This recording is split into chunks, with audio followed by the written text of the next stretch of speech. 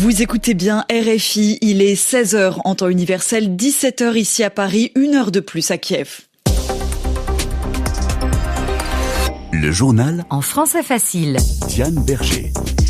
Le président américain Donald Trump vit dans un espace de désinformation russe. Ce sont les mots très critiques du président ukrainien Volodymyr Zelensky. Hier soir, le locataire de la Maison-Blanche a accusé Kiev d'être responsable de la guerre contre la Russie. Situation tendue à Uvira, dans le sud Kivu, dans l'est de la République démocratique du Congo. Nous ferons le point dans quelques instants sur la situation avec Patient Ligodi.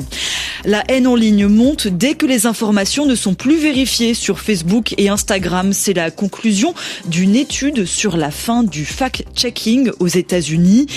Et puis, pas de carnaval national cette année en Haïti. Les autorités annulent la fête trop coûteuse alors qu'un habitant sur 2 manque de nourriture et que les gangs ravagent le pays. Quand les États-Unis reprennent le dialogue avec la Russie, c'est la relation entre les États-Unis et l'Ukraine qui en souffre. Nouvelle preuve, hier, Donald Trump, le président américain, a accusé Volodymyr Zelensky, le dirigeant de l'Ukraine, d'être impopulaire dans son pays. Il a aussi assuré qu'une partie de l'aide américaine aurait été détournée et il accuse Kiev d'être responsable du début de la guerre. On le rappelle, l'invasion russe de l'Ukraine a commencé il y a quasiment 3 ans. On écoute tout de suite la réponse de Volodymyr Zelensky. Nous avons vu cette désinformation. Nous comprenons qu'elle vient de Russie. Nous le comprenons. Et nous avons des preuves que ces chiffres circulent entre l'Amérique et la Russie. Donc malheureusement, le président Trump, pour qui nous avons un grand respect en tant que leader du peuple américain, que nous respectons beaucoup, qui nous soutient constamment, vit malheureusement dans cet espace de désinformation. Et Donald Trump recommence ses propos polémiques ce mercredi. Sur les réseaux sociaux, il vient de traiter Volodymyr Zelensky, je cite, de dictateur sans élection. Le sort de l'Ukraine face au changement de politique des États-Unis, c'est au cœur d'une nouvelle réunion organisée par Emmanuel Macron, le président français, réunion qui a commencé il y a environ 1 heure en visioconférence avec plusieurs pays européens et leurs alliés, le Canada par exemple. Une nouvelle discussion après un premier sommet en urgence lundi à l'Élysée. En France également, le vote s'est joué à 1 voix près. Les députés ont donné leur feu vert pour la nomination de Richard Ferrand à la présidence du Conseil constitutionnel, l'une des principales institutions juridiques de la France. Il faut noter que l'extrême droite s'est abstenue, c'est-à-dire qu'elle n'a pas participé au vote. Plus rien ne s'oppose donc à la nomination de Richard Ferrand, un cas qui fait débat dans la classe politique française car il est très proche du président. Vous écoutez toujours RFI, il est 17h03 à Kinshasa. Après leur prise de contrôle à Kamanyola, à environ 45 km de Bukavu, dans la province du Sud Kivu, les hommes de l'AFC M23 poursuivent leur avancée en direction d'Uvira, plus au sud, toujours avec le soutien de l'armée du Rwanda, selon les experts des Nations Unies.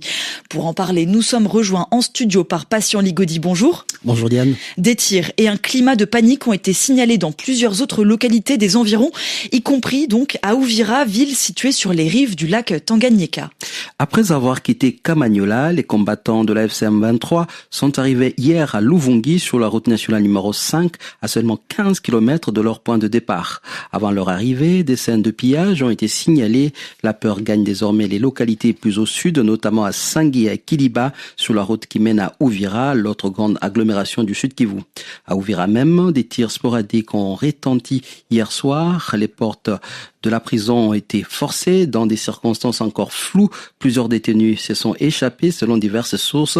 Des tirs se sont poursuivis aujourd'hui. Selon des témoignages sur place, des pillages ont eu lieu impliquant des hommes armés, parmi lesquels des milices locales et certaines militaires. La situation reste très tendue dans cette ville enclavée entre les collines et le lac Tanganyika. Ce matin, certains habitants paniqués se sont précipités vers les ports d'Uvira, essayant de fuir par bateau en direction des Kalemi, chef-lieu de la province de Tanganyika. Pour l'heure, les combattants de l'AFC M23 n'ont pas encore atteint Uvira, mais l'incertitude et la peur continuent de régner dans cette région en proie aux violences. Merci beaucoup, Patient Ligodi, pour ces explications. Et évidemment, nous reviendrons sur la situation dans l'Est de la République démocratique du Congo dans nos prochains journaux. Le 5e enlèvement de ce type en l'espace de 7 mois en Guinée. Une figure de l'opposition, Abdoul Sako, a été embarqué la nuit dernière par des individus, pour certains masqués et en uniforme, à Conakry. Abdoul Sako, qui est le coordinateur national du Forum des forces sociales de Guinée, très critique des militaires au pouvoir dans le pays. Au moins 10 000 familles obligées de fuir un camp de réfugiés, celui de Zamzam au Darfour, dans l'ouest du Soudan, selon un bilan donné ce mercredi par une agence des Nations Unies. Le site touché par des combats violents entre l'armée soudanaise et les paramilitaires des forces de soutien rapide. Le groupe Meta avait annoncé le 7 janvier la fin de sa politique de fact-checking, c'est-à-dire la fin de la vérification des informations publiées sur ses réseaux sociaux, Instagram et Facebook, aux États-Unis. Une annonce faite par Mark Zuckerberg pour plaire à Donald Trump. Et les premiers effets se font déjà sentir, Vincent Cottard. Une étude montre une augmentation forte de la haine en ligne. Les chiffres sont éloquents.